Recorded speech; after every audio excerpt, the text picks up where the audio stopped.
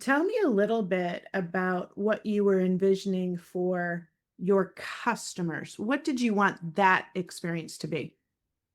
We wanted them to have, we wanted to give them accurate knowledge. We work so hard to document the product, to capture the solution or the process, or even document the bug or the known issue.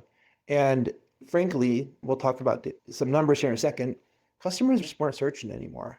There was a case creation process and there was a search process. 25% of all cases are answered with us providing knowledge to the customer, 25%. And they weren't searching, just open cases. And so, again, this need to provide customers with a good experience where they could express their question in native, natural language. The longer, the better, truthfully, and then give them a generative answer that was meaningful and successful and helped solve their question. That's the goal. And our legacy provider was short of that, and we couldn't get there.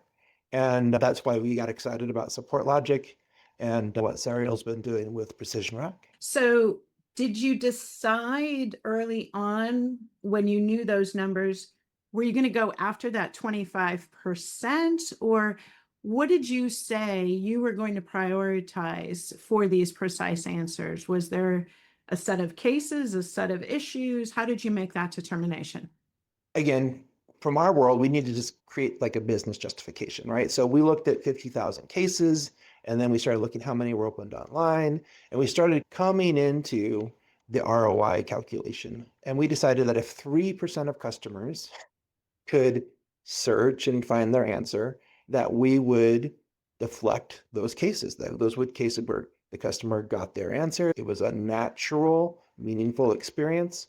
And so that's where we started, was what's 3% of 50,000 per year and what's the cost per case? And we started working against that as our base must have. And then we started getting more excited because we're like, hey, what if we introduced a search as a customer was creating their case rather than just hoping they searched in the first place? And so the first place is we had to get our search done first. That was step one.